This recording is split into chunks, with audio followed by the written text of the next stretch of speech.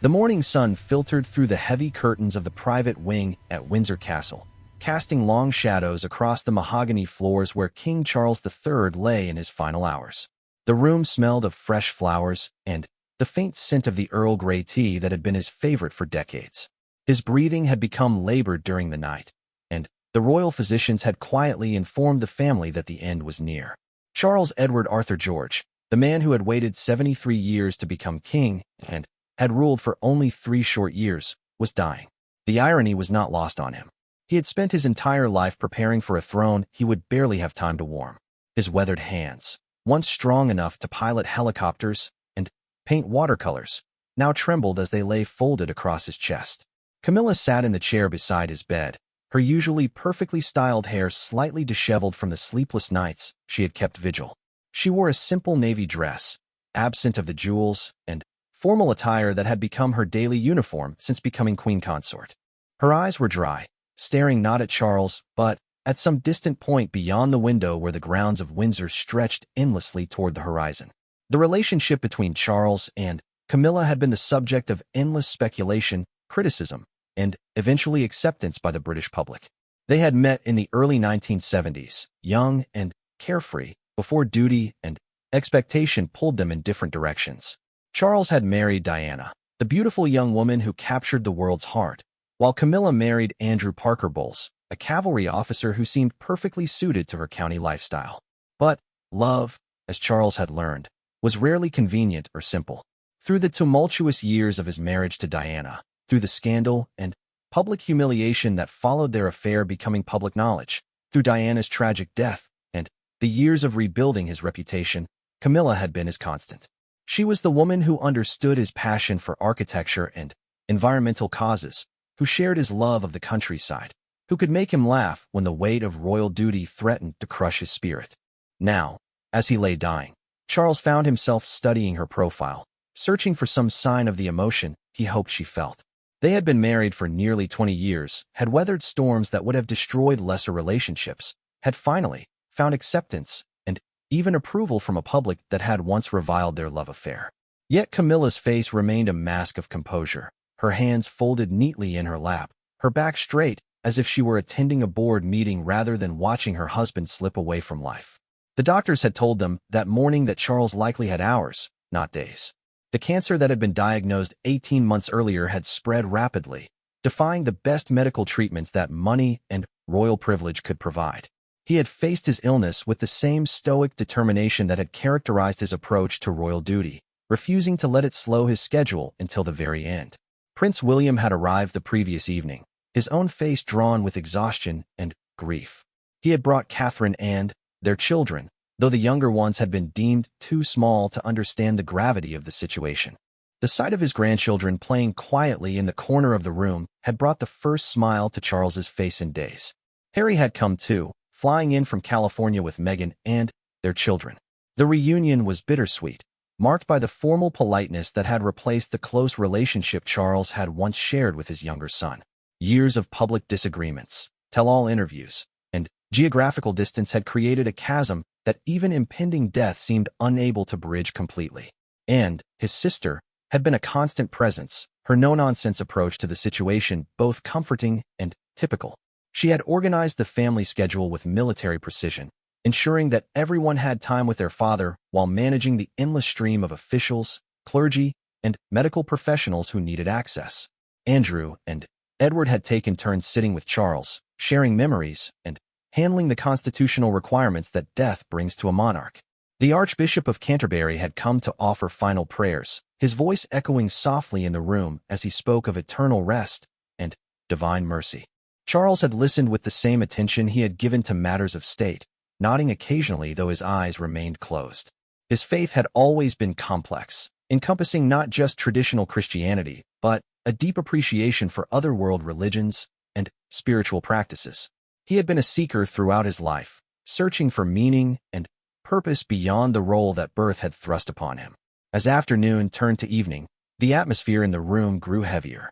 Charles's breathing became more irregular, with longer pauses between each labored breath. The medical team monitored his vital signs discreetly, their presence a reminder of the clinical reality underlying the emotional farewell taking place. Camilla finally spoke, her voice steady and clear in the gathering twilight.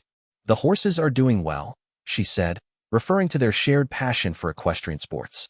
"Georgina had her foal last week. A beautiful chestnut filly." It was the kind of ordinary conversation that had marked their decades together, talk of country life, and simple pleasures that had provided refuge from the extraordinary pressures of royal existence. Charles opened his eyes for the first time in hours, focusing on her face with effort. "You'll take care of them," he whispered, his voice barely audible. It wasn't really a question. He knew she would continue the life they had built together, maintaining their charitable works, their environmental causes, their quiet country existence that had sustained them both. The room filled with family as word spread that the end was approaching. William stood at the foot of the bed, his hands on his children's shoulders, preparing them for their first real encounter with loss. Harry held his father's hand, the years of conflict temporarily set aside in the face of ultimate finality, and maintained her vigil by the window, her presence steady and reassuring. Outside, the world waited. News crews had been stationed at the castle gates for days, their cameras ready to capture the moment when a new reign would begin and an old one would end. The Prime Minister had been informed and was standing by for the constitutional procedures that would follow. The Commonwealth realms had been alerted, their leaders preparing for the transition that would elevate William to the throne he had spent his life preparing to inherit. But inside the quiet room, there was only a family saying goodbye to a man who had been husband, father, grandfather, and king. The weight of history and ceremony could wait. These were the final precious moments of connection, of shared love and memory, of the human bonds that transcend titles and public roles. Charles's eyes found each face in turn, memorizing the features of those he loved most. His gaze lingered longest on Camilla, the woman who had been his greatest controversy and his greatest comfort. In her composed expression, he saw the strength that had carried her through decades of public scrutiny and private challenges. She had never been the fairy tale princess the world had wanted, but she had been exactly what he needed. As the night deepened around them, Charles Edward Arthur George prepared to speak his final words to the woman who had shaped the most meaningful chapters of his extraordinary life. The whispered goodbye that would come would mark not just the end of a marriage, but the closing of an era in British royal history. The clock on the mantelpiece struck 11 as memories flooded through Charles's mind like scenes from a film played in reverse. Each tick seemed to carry him further back through the decades, to moments both tender and turbulent that had defined his relationship with the woman sitting silently beside him. He remembered their first meeting at a polo match in 1970, when she was still Camilla Shand, and he was a young prince with the world at his feet.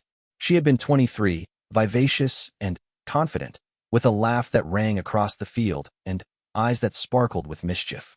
"My great-great-grandmother was your great-great-grandfather's mistress," she had told him boldly, referring to Alice Keppel's relationship with King Edward VII. So how about it? The audacity of the remark had both shocked and delighted him. What followed was a romance that should have been simple, but was complicated by every force imaginable. The pressures of royal duty, the expectations of a nation that demanded a virginal bride for their future king, the timing that seemed always to work against them. Charles had been sent away on naval duties just as their relationship was deepening, and, in his absence, Camilla had accepted Andrew Parker Bowles's proposal. The news had reached him while he was serving on HMS Minerva in the Caribbean. He had stood on deck under the tropical stars, reading her letter with hands that shook not from the sea breeze but from the realization that he had lost the woman he loved through his own hesitation and the cruel demands of protocol. He had been raised to put duty before personal happiness, but that night he questioned whether such sacrifice was worth the price. Years passed. Charles dutifully courted other women, searching for someone who could fill the role of future queen while capturing his heart. He had genuinely tried to love them, these suitable candidates who possessed the right breeding, the correct background, the pristine reputation demanded by tradition. But none of them could make him forget the woman who had married another man and moved on with her life. Then came Diana, 19 years old and beautiful beyond imagination. The world fell in love with her shy smile and fairy tale potential, and Charles convinced himself that perhaps this could work. She was young enough to be molded, innocent enough to be worthy, beautiful enough to satisfy public expectations. Their engagement was announced with great fanfare, and the nation rejoiced in anticipation of a royal wedding that would rival any storybook romance. But Even as he slipped the sapphire engagement ring onto Diana's finger, Charles knew in his heart that he was making a terrible mistake. 2 days before the wedding, at a meeting that would haunt him for decades, he had seen Camilla again. She was married now, mother to 2 young children, seemingly settled in her new life. Yet when they spoke, all the old feelings came rushing back with devastating force. "I can't marry her," he had whispered to Camilla in the garden of her Wiltshire home, while her children played nearby, and the sound of wedding preparations echoed across the country. "I know I should love her, but I don't. I love you." Camilla had taken his hands in hers, her touch both comfort and torment. "You will learn to love her," she had said, though her voice betrayed her own pain. "She's beautiful and good and young. She'll give you children and make you happy. This is what's meant to be." But it wasn't meant to be, and they both knew it. The wedding proceeded as planned, watched by 750 million people worldwide, a spectacular display of pomp and ceremony that masked the growing tragedy unfolding behind palace doors. Diana was radiant in her wedding dress, and Charles played his part with practiced precision, but the vows they exchanged felt hollow even as they spoke them. The marriage that followed was doomed from the start. Diana, barely out of her teens, struggled with the pressures of royal life and the growing realization that her husband's heart belonged elsewhere. Charles tried to be a good husband, but his efforts felt forced and artificial. The more Diana needed emotional support, the more he retreated into the familiar patterns of duty and obligation. Their sons, William and Harry, brought moments of genuine happiness, and Charles had hoped that shared parenthood might forge the emotional connection that romantic love had failed to create. He had tried to be present for their births, their first steps, their childhood milestones, but even his love for his sons couldn't bridge the growing chasm with Diana. The affair began again almost inevitably. Charles and Camilla found themselves drawn back together like moths to flame, unable to resist the magnetic pull of their connection despite knowing the destruction it might cause. What had started as friendship and comfort gradually rekindled into the passionate love affair that had never truly ended. They were careful at first, meeting only occasionally, communicating through mutual friends, maintaining the facade of respectability. But love has its own momentum, and soon they were taking greater risks, spending stolen weekends at country houses, talking for hours on the phone in the late hours when the palace slept. The famous phone call that was later intercepted and published brought their affair crashing into public view with devastating consequences. Charles winced now, remembering the humiliation of having his most intimate words broadcast to the world, the public revulsion at the graphic nature of their conversation, the way it destroyed any remaining dignity he might have possessed. Diana's revenge had been swift and comprehensive. Her interview with Martin Bashir had laid bare the truth of their marriage with surgical precision. "There were 3 of us in this marriage," she had said, her words destined to become one of the most quoted phrases in royal history. The nation that had once celebrated their fairy tale wedding now turned its anger on Charles and Camilla with the fury of the betrayed. The years that followed were the darkest of Charles's life. He was portrayed as a weak, adulterous husband who had destroyed a beautiful young woman for his own selfish desires. Camilla faced even worse treatment, branded as the wicked stepmother from every fairy tale, the scheming older woman who had stolen the prince from his princess. She received death threats, was spat at in public, faced protests wherever she appeared. Yet through it all, she had stood by him.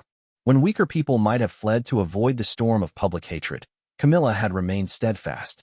She had accepted the role of social pariah rather than abandon the man she loved. The strength it must have taken, Charles reflected now, was greater than any courage he had shown on battlefields or in facing royal duties. Diana's death in 1997 had changed everything and nothing. The outpouring of grief was overwhelming, and Charles found himself not just mourning the mother of his children, but carrying the guilt of knowing his actions had contributed to her unhappiness. The sight of William and Harry walking behind their mother's coffin had nearly broken his heart, and he had wondered if the price of love could possibly be worth such devastating loss. But Camilla had helped him through even that darkest period. She had stepped back from public view, allowing him space to grieve and heal, while remaining available when he needed her support. She had never asked him to choose between his memory of Diana and his love for her, understanding that both could coexist in his heart without diminishing either. The long road to acceptance had taken years. Gradually, carefully, Camilla had begun to appear at his side at public events. The hostile reception had gradually softened as the public saw her dedication to charitable work, her obvious love for Charles, her genuine warmth with his sons. Their wedding in 2005 had been a quiet civil ceremony, far from the spectacle of his first marriage, but infinitely more meaningful for its authenticity. Now, as Charles lay dying, he could see the full arc of their love story with perfect clarity. All the pain, the scandal, the public humiliation, the years of waiting and fighting for acceptance, none of it mattered in the face of what they had built together. Camilla had been his anchor through every storm, his greatest source of comfort and strength. The cancer diagnosis had come on a Tuesday morning in March, delivered by Dr. Jonathan Harrison in the same calm, measured tone he might have used to discuss the weather. Charles had gone in for what should have been a routine examination, feeling slightly under the weather but attributing it to the demanding schedule that had become his norm since ascending to the throne. "Your Majesty, Dr. Harrison had said, adjusting his glasses as he studied the test results spread across his desk. "I'm afraid we've found something concerning." The words seemed to hang in the air like smoke, taking several seconds to penetrate Charles's consciousness. He had been thinking about his afternoon meeting with the Prime Minister, the upcoming state visit from the President of France, the 100 small details that filled every moment of a monarch's day. Camilla had been with him, sitting in the chair beside his own, her hand resting lightly on his arm. He had felt her fingers tighten almost imperceptibly when the word malignant entered the doctor's explanation. Prostate cancer, aggressive, already showing signs of spreading beyond the initial sight. Treatment options were available, the doctor assured them, but the prognosis was guarded at best. In the car returning to Clarence's house, they had sat in silence while the familiar streets of London passed by the tinted windows. Charles watched ordinary people going about their ordinary lives, walking dogs, pushing prams, chatting on mobile phones, and envied them their simple concerns. How strange it was that power and privilege could not protect against the fundamental democracy of disease. "We'll fight this," Camilla had said finally, her voice steady but her knuckles white where she gripped her handbag. "We'll get the best doctors, the most advanced treatments. This isn't over." Her determination was characteristic, the same fierce resolve that had carried her through decades of public scrutiny and personal attacks. Charles had nodded, though privately he wondered if fighting was what he wanted. He had spent his entire life in service to duty, postponing personal happiness for the greater good. And now that happiness had finally seemed within reach, this ultimate challenge appeared. There was a cruel irony in it that wasn't lost on him. The treatment had begun immediately. Surgery was performed in the private wing of the London clinic, away from media attention, but impossible to hide entirely. The official statement spoke of a successful procedure and excellent prognosis, but Charles knew that palace communications bore little resemblance to medical reality. Chemotherapy followed, administered in the same private medical facility where he had been born 75 years earlier. The irony of returning to his birthplace for what might be his final medical treatment was not lost on him. The drugs made him nauseated and weak, stealing his appetite and turning food into an enemy rather than fuel. Camilla had rearranged her entire schedule to be present for every treatment session. She brought books to read aloud during the long hours when the chemicals dripped slowly into his bloodstream, her voice a constant comfort as she transported him to other worlds through the works of his favorite authors. Dickens, Trollope, P.G. Wodehouse, the distinctly English writers whose words had shaped his love of language and literature. The hair loss had been particularly difficult for a man who had always been conscious of his appearance. Charles had worn the same style for decades, carefully arranged to disguise the balding that had begun in his 20s. Now, what remained fell out in clumps, leaving his scalp pale and vulnerable.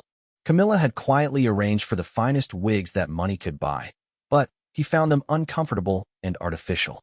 Eventually, he had chosen to appear in public wearing various hats and caps, a decision that sparked countless articles about the king's new look. The public response to his illness had surprised him with its warmth. Letters poured in from around the world, not just from Commonwealth citizens, but from people everywhere who had heard about his struggle. Children drew pictures of him getting better, elderly people shared stories of their own battles with cancer, and complete strangers offered prayers and good wishes. For the first time in his life, Charles felt genuinely loved by his subjects rather than merely tolerated or respected. But the treatment was taking its toll not just physically but emotionally. The man who had spent decades managing his public image with careful precision found himself increasingly unable to maintain the facade of strength and optimism that royal duty demanded. There were days when he couldn't get out of bed, when the simplest tasks felt overwhelming, when the future seemed to stretch endlessly ahead filled only with pain and diminishment. Camilla bore the weight of his moods with characteristic stoicism. She managed his care with the same attention to detail she brought to organizing state dinners, ensuring that his meals were tempting despite his loss of appetite, that his rooms were filled with fresh flowers from their garden at Highgrove, that the constant stream of visitors and well-wishers didn't overwhelm his diminished energy. She also handled the growing administrative burden that his illness created. Constitutional lawyers debated the implications of a seriously ill monarch, palace officials worried about the practical aspects of maintaining royal duties, and family members struggled with their own fears about losing him. Through it all, Camilla served as the buffer between Charles and the machinery of monarchy that continued to demand his attention even as his body failed. The remission, when it came, felt like a reprieve from a death sentence. For 6 months, Charles had felt almost like his old self. His appetite returned, his energy improved, and he threw himself back into royal duties with renewed vigor. He opened hospitals and schools, met with foreign dignitaries, delivered speeches about environmental conservation and architectural preservation with the passion that had always characterized his public work. During those months, he and Camilla had traveled more than they had in years. They visited Australia and New Zealand, where the warmth of the reception had moved them both to tears. They spent long weekends at Birk Hall, their Scottish retreat, walking in the heather-covered hills and talking about the future with a hope they hadn't dared to feel during the worst of his illness. But cancer, as Charles learned, is a patient enemy.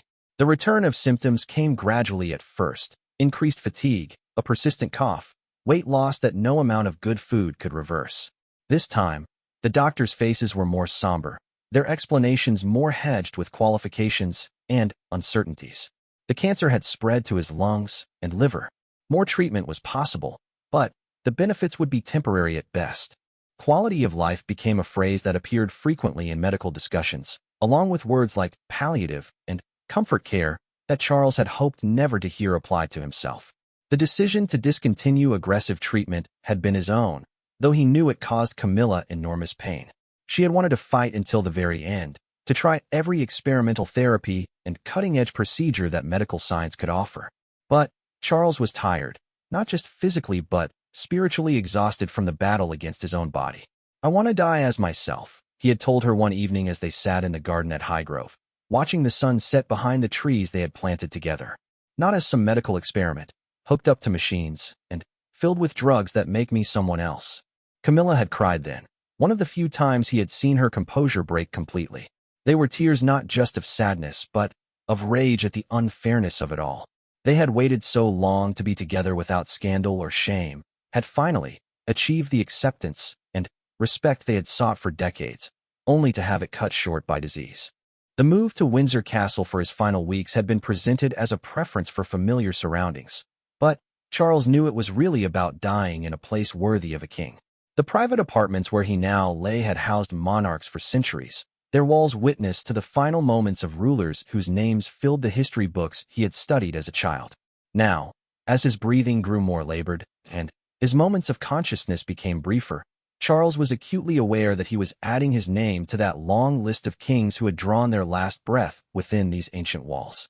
The weight of history felt both comforting and overwhelming, connecting him to a tradition stretching back through centuries while emphasizing the finality of what was approaching.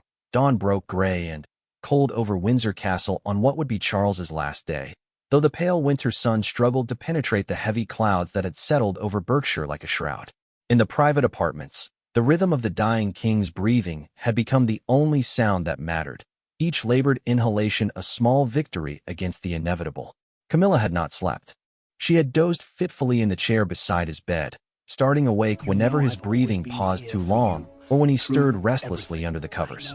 The nurses had suggested she rest in the adjoining bedroom, but she couldn't bear the thought of being even a room away when the end came. She had waited too long to be with him to miss these final precious hours. The morning brought a parade of visitors, each saying their private goodbyes to a man who had touched their lives in different ways. The Archbishop of Canterbury returned for a final blessing, his voice soft and comforting as he spoke of eternal rest and divine mercy. Charles's private secretary handled the constitutional requirements with quiet efficiency, ensuring that all protocols would be observed when the moment came. Prince William arrived early, bringing with him the weight of his own impending transformation from heir to monarch. At 41, he was older than his father had been when he married Diana, but still young to shoulder the crown that would soon pass to him. Charles stirred when he heard William's voice, opening his eyes with effort to focus on his eldest son's face. "Papa," William said simply, taking the frail hand that had once taught him to fish and paint and ride horses. The word carried decades of love and respect, all the shared moments of a father-son relationship that had survived public scrutiny and personal tragedy. Charles squeezed weakly, trying to communicate all the pride and love he felt for the man his son had become. William would be a better king, he thought. He had learned from Charles's mistakes, had built a stronger marriage with Catherine, had found ways to modernize the monarchy while respecting its traditions. The realm would be in capable hands. And arrived next, her practical nature intact even in the face of losing her brother. She had brought photographs from their childhood, images of two young siblings playing in the gardens of Buckingham Palace, unaware of the weight that would eventually settle on their shoulders. Her presence was steadying, a reminder of the family bonds that had sustained them through decades of public duty. Harry's arrival was more complicated, laden with the unresolved tensions that had marked their relationship in recent years. The prodigal son returned from California. He brought with him the ghost of every argument, every public disagreement, every missed opportunity for reconciliation. Yet when he knelt beside his father's bed and took his hand, all the hurt seemed to fall away, replaced by the simple reality of love between father and son. "I'm sorry, Papa," Harry whispered, his voice breaking with emotion. "For all of it. For leaving, for the things I said, for not being here when you needed me." Charles's eyes filled with tears as he struggled to find words. The oxygen mask made speaking difficult, but he managed to whisper, "Proud of you. Always proud." It wasn't absolution exactly, but it was understanding, and perhaps that was enough. Edward and his wife Sophie came quietly, bringing their own memories of family gatherings and shared duties. Andrew arrived looking older than his years, the scandals of his later life having taken their toll, but unable to diminish his love for his brother. Together, the siblings formed a circle around the bed where their brother lay dying, connected by bonds forged in childhood and strengthened by decades of shared experience. The grandchildren were brought in throughout the day, each having a moment to say goodbye to the grandfather who had read them stories and taught them about duty and service. Prince George, now grown into a serious teenager, showed remarkable composure as he promised to look after his father and help him be a good king. Princess Charlotte brought drawings she had made, colorful pictures of horses, and gardens that brought the first smile to Charles's face in days. But it was Camilla's constant presence that anchored these final hours. While family members came and went, while officials handled necessary business, while doctors monitored his declining vital signs, she remained steadfast at his side. Her hand rested lightly on his arm. Her voice provided gentle commentary on the activities around them. Her presence offered the comfort of familiar love in unfamiliar circumstances. She spoke to him throughout the day, maintaining a running conversation that assumed his ability to hear and understand even when he couldn't respond. She told him about the latest news from their beloved Highgrove garden, about the horses in their stable, about the charitable work she would continue in his memory. Her voice painted pictures of the life they had shared and the legacy they had built together. "The roses you planted last spring are doing beautifully," she said as afternoon shadows lengthened across the room. "The David Austin varieties you chose for the border. They've had their second bloom, and the scent is just as you hoped it would be." Charles's eyes flickered open, focusing on her face with visible effort. The simple pleasure he had always found in gardening seemed to reach him even now, creating a connection to the world beyond the sickroom. Highgrove had been their sanctuary, the place where they could be simply Charles and Camilla rather than king and queen consort. As evening approached, Charles's condition deteriorated noticeably. His breathing became more irregular, with longer pauses between each labored breath. The medical team moved quietly around the room, monitoring equipment that tracked the failing of his vital systems. Dr. Harrison spoke in whispered conference with the senior nurse, their expressions confirming what everyone in the room already knew. The family gathered closer, forming an informal circle around the bed. William stood at the foot, one hand on his father's leg, the other holding Catherine's hand as she supported him through this final ordeal. Harry remained kneeling beside the bed, his face streaked with tears he no longer tried to hide, and stood with military bearing at the window, keeping watch over her brother's final moments with characteristic strength.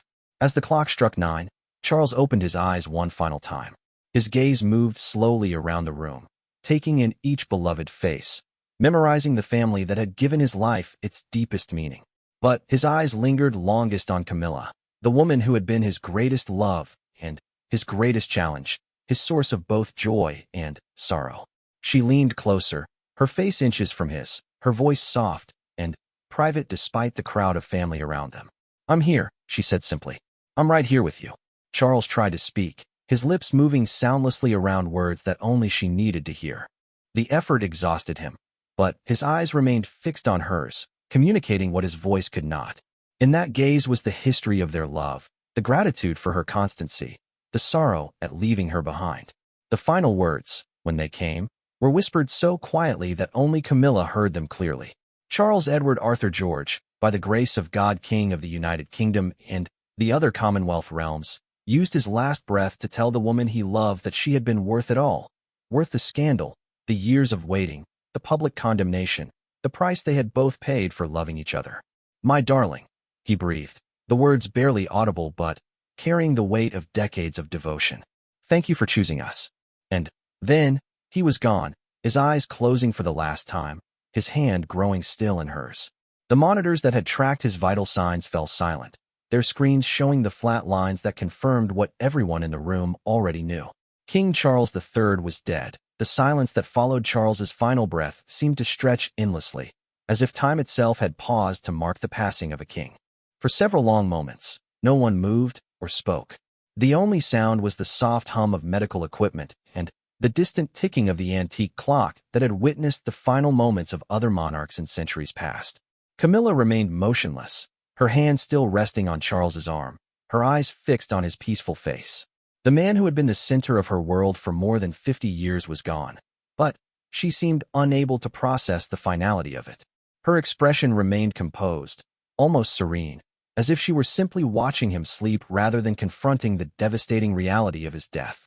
Dr. Harrison moved forward quietly, his professional training taking over as he began the necessary medical procedures. He checked for vital signs that he knew would be absent, documented the time of death with clinical precision, and began the formal process that would transform Charles from a dying patient into a deceased monarch. The constitutional wheels were already in motion, though they moved with respectful silence and deference to the family's grief. William was the first to move, stepping forward to close his father's eyes with gentle reverence. The simple gesture carried enormous weight, marking not just the end of a life, but the beginning of his own reign. In that moment, he ceased to be the Prince of Wales and became King William V, though the formal proclamation would come later. "God save the king," whispered Anne, her voice barely audible but carrying the traditional words that marked the transition of power. The phrase hung in the air like an incantation, acknowledging both the death of one monarch and the automatic accession of his heir. Harry broke down completely then, his composure finally cracking under the weight of grief and regret. He sobbed openly, his body shaking with the force of his emotion. The years of estrangement, the harsh words spoken in anger, the missed opportunities for reconciliation, all of it came crashing down on him in that moment of absolute finality. Catherine moved to comfort him, her own eyes streaming with tears as she embraced her brother-in-law. The gesture was both personal and symbolic, reaching across the divisions that had fractured the family and offering the healing that Charles himself had hoped to achieve before his death. But Camilla remained unmoved, her face a mask of calm that seemed almost unnatural given the circumstances. She continued to hold Charles's hand, her thumb moving slowly across his knuckles in the same gentle caress she had offered throughout their long vigil. Her eyes were dry, her breathing steady, her posture erect despite the emotional devastation that must have been tearing through her. The Archbishop of Canterbury offered prayers for the repose of Charles's soul, his voice echoing softly in the room as family members bowed their heads in respect. The ancient words of faith provided comfort to some and formal closure for all, marking the spiritual transition that accompanied the constitutional one. Palace officials began the careful choreography that death requires of a monarchy. Private secretaries made phone calls to Commonwealth leaders, informing them that the crown had passed to a new sovereign. The Prime Minister was notified, triggering the constitutional processes that would formally recognize William's accession. Flags would be lowered to half-staff. Official announcements would be crafted with careful attention to protocol and sentiment. But, in the intimate space of the death chamber, these grand gestures seemed distant and irrelevant. What mattered was the profound silence of loss, the absence of the man who had been husband, father, grandfather, and king to the people who surrounded his bed. Edward suggested quietly that perhaps they should allow Camilla some private time with Charles, and gradually the family began to withdraw from the room. They moved slowly, reluctantly, each taking a final look at the man who had shaped their lives in countless ways. William paused at the foot of the bed, his new burden as king already visible in the set of his shoulders.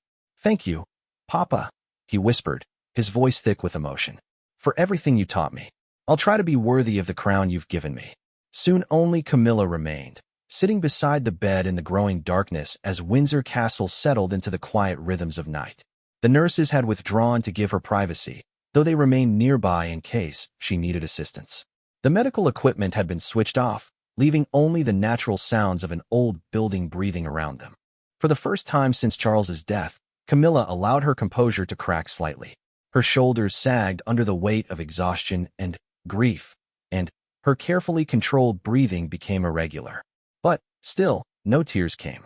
She sat in dry-eyed silence, holding vigil over the man who had been her greatest love and deepest challenge. She spoke to him then, her voice so quiet that it barely disturbed the silence. She told him about her fears for the future, about the loneliness that stretched ahead of her, about her determination to continue the work they had begun together. She promised to care for his beloved gardens, to support William in his new role, to carry on the charitable causes that had meant so much to both of them. "I don't know how to do this without you," she admitted, her voice breaking slightly on the words. 50 years we've been together, on and off. You've been the center of everything. I don't know who I am without you." The hours passed slowly. Camilla dozed fitfully in her chair, waking occasionally to check that Charles was still there, still peaceful, still hers for these final precious moments before the world claimed him as public property once again. Each time she woke, reality crashed over her anew. He was gone, truly and permanently gone. As dawn approached, bringing with it the official business of announcing a king's death and proclaiming a new monarch, Camilla knew that her private time with Charles was ending. Soon the room would fill with officials and undertakers, photographers, and protocol experts. His body would be prepared for public viewing, his image managed for historical posterity. She leaned forward one final time, her lips close to his ear as she whispered words that were hers alone to speak. She told him about her love, about her gratitude for their years together, about her promise to honor his memory. She thanked him for choosing her despite the cost, for fighting for their love when the world opposed it, for making her a queen in every way that mattered. And then, with the strength that came from decades of public discipline, Camilla Parker Bowles rose from her chair beside the bed where King Charles III lay in state. She straightened her spine, composed her expression, and prepared to face the world as a widow rather than a wife. She did not cry as she walked toward the door, did not look back for one final glimpse of the man who had defined her adult life. Her footsteps were steady, her breathing controlled, her face a perfect mask of royal dignity. To those who watched her leave that room, she appeared calm, collected, almost cold in her composure. But what they could not see was the way her heart shattered with each step, the way her hands trembled despite her outward control, the way her dry eyes burned with tears that refused to fall. She had been raised in a world where public grief was unseemly, where personal pain was subordinated to proper behavior, where Queen's consort did not weep in front of witnesses. As she walked away from Charles's deathbed without a tear, Camilla carried with her the private knowledge of what their love had cost and what it had been worth. She had chosen duty over display, dignity over demonstration, leaving her husband to history while keeping her grief as private as their love had once been forced to be. The great love story of Charles and Camilla had ended not with passionate declarations or dramatic gestures, but with a whispered goodbye and a silent farewell. In the end, perhaps that was the most fitting conclusion for a romance that had always been about quiet devotion rather than public spectacle, about enduring love rather than fairy tale endings. The queen consort walked into her widowhood with the same composure that had carried her through decades of scandal and scrutiny, leaving behind the man she had loved completely but could never mourn publicly. Her tears, when they finally came, would fall in private, away from the cameras and crowds that had watched their love story unfold across half a century of headlines and heartbreak.